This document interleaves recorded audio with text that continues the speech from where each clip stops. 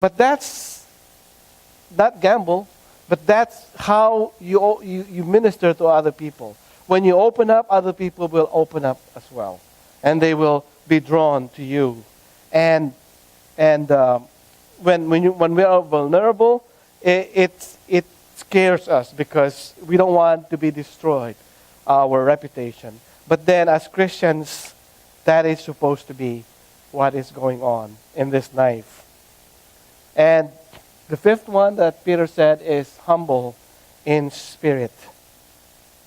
The root word for humble or humility means to reckon oneself at a lower status. So we're going to spend a little time in this because this is very important. And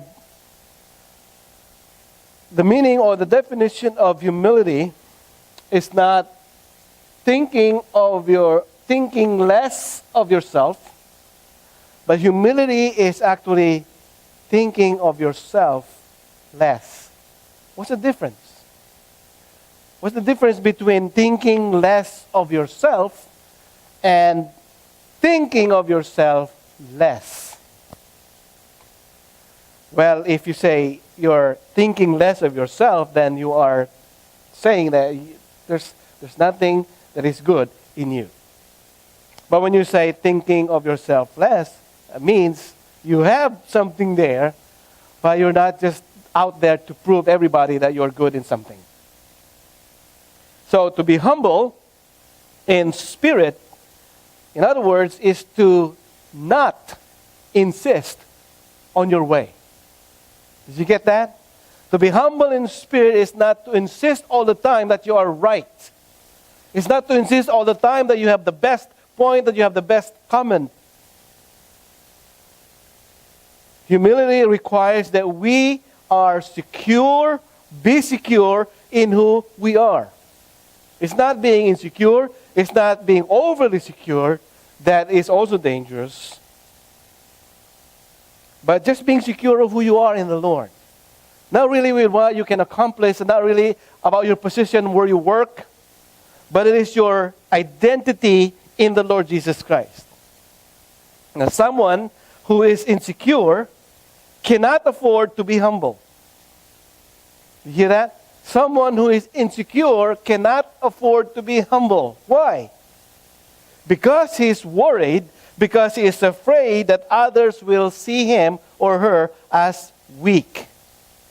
So they put on the facade that they are okay, they are strong, but then deep inside they're not. So that's why in verse 9 it says, not returning evil for evil or insult for insult, but giving a blessing instead. For you are called for the very purpose that you might inherit a blessing. Now when we read this verse, we jump right away to inherit a blessing. Of course, we want a blessing right away. But then, have you ever pondered, have you ever wondered why some people are able to respond with patience and kindness when they are wrongly accused? Why is that? Why are there people who, it's not that they don't care, but they can handle it properly? And why are there people, just the moment of hearing a negative comment, they just blow it and just scream and just go back to that person? They respond they react with anger and vengeance whenever they hear a negative comment or any criticism. Why is that? Now the answer is very simple. I mentioned that a while ago. The answer to that is that the more you are secure about your identity and worth in the Lord, the more you are able to withstand any kind of criticism or attack. You can take it gracefully, because the more you're secure about your worth in the Lord, the more you are not going to attempt to strike back. Because when you know in your heart that your security is in the Lord, and there's no amount of attack that can make you fall down. Now let me give you an example. You see that picture? Think about it this way. It is usually the little dog that do all the barking and the yapping and getting up his face with the big dogs.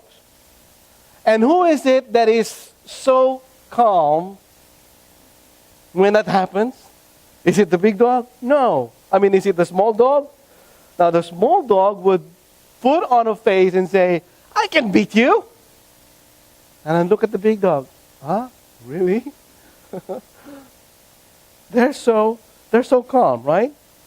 The insecure one is constantly trying to compensate by putting on a facade of strength. And the one who's secure has nothing to prove and saves his energy for more important matters to endeavor, to accomplish in this life. And see, beloved, you and I are supposed to be, as Christians, the securest people on this earth.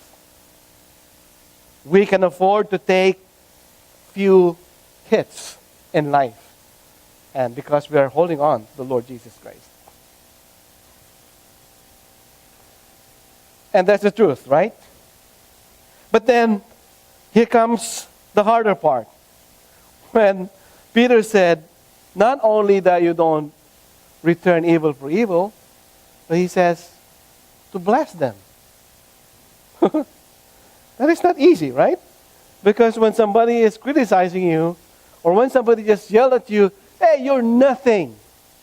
And then you scream back, God bless you. That's the wrong kind of responding of God's blessing, right? But that's not what Peter is trying to say. When he said, but give blessing, he says, just calm down and gather yourself and pray for that person. And think maybe he just had a bad day. Maybe that's why he said a word to you, and just approach it and in your heart, bless that person.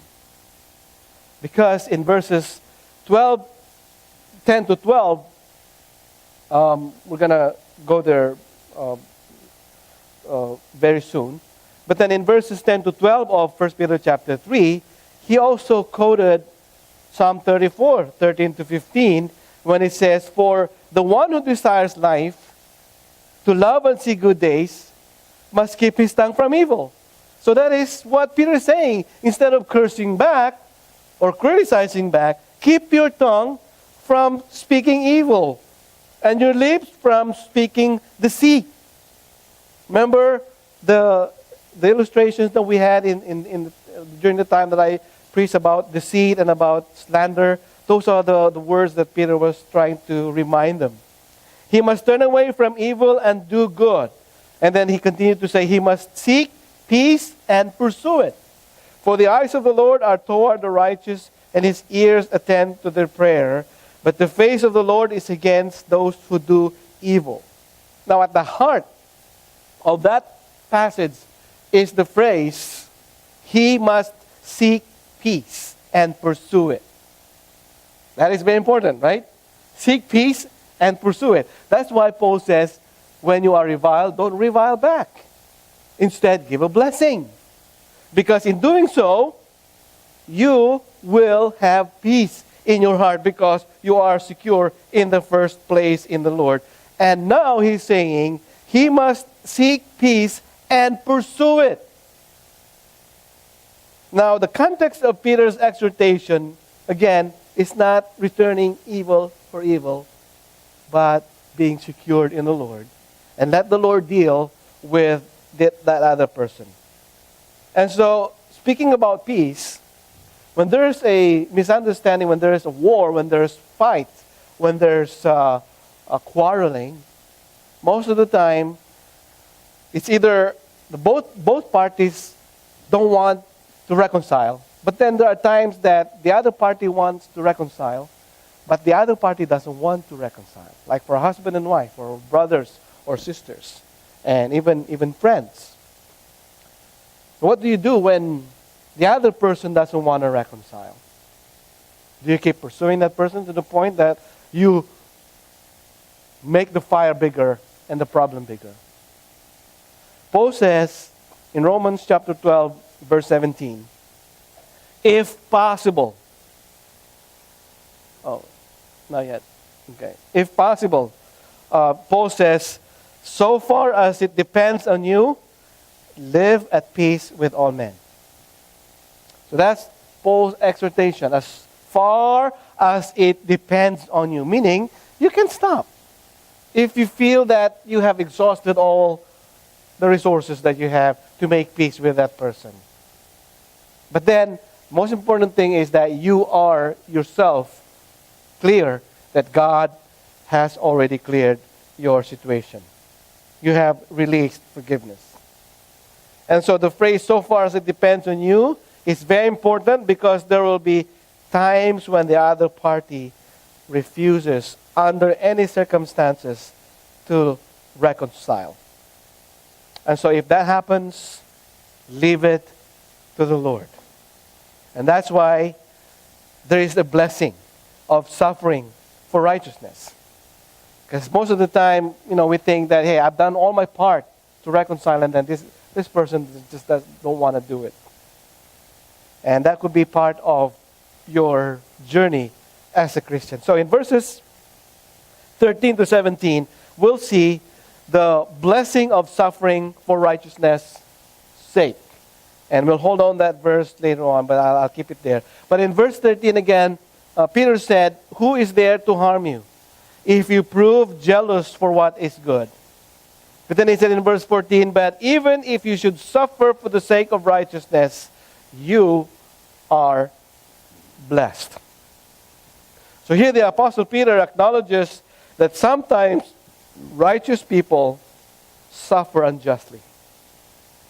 Now here in America, we don't hear so much about people or Christians or pastors or deacons or elders that are being accused and put in prison and arrested because they are Christians. But you hear this from me all the time. But there are believers in the other parts of the world that are in prison right now because they are Christians, because they are preaching the gospel. And these are the people that are being accused of doing wrong, but they're not doing wrong actually. They're spreading the good news of the gospel. But in the eyes of the law in that country, it's wrong because it's against their nation's religion. So, but it's coming. I don't know if it's going to come at all. Here in America, that persecution will come. But we have brothers and sisters that are also already being persecuted here. So, when you are wrongfully treated or falsely accused or targeted for persecution on account of your faith, what is happening? You're becoming part of the group that are suffering for their faith. And that's why Jesus said in Matthew chapter 5, verses 11 to 12, blessed are you when people insult you and persecute you and falsely say all kinds of evil against you because of me. And then Jesus said, rejoice and be glad. Why is that? Because there's reward in heaven, right? Because for your reward in heaven is great, for in the same way they persecuted the prophets who were before you. So when you are being persecuted, you are not alone. See, that's why our brothers in parts of countries that are communist and that Christianity is a crime, they receive gladly persecutions because they are being identified. You identify yourself with the prophets. They persecuted the prophets because they are declaring the judgment of God. And they are glad to be part of that because, the sufferings here on earth is not permanent. It's temporal. It's gonna pass. So, as I meditate on this, last night I was just sitting there and thinking, what would I do if I am in their place?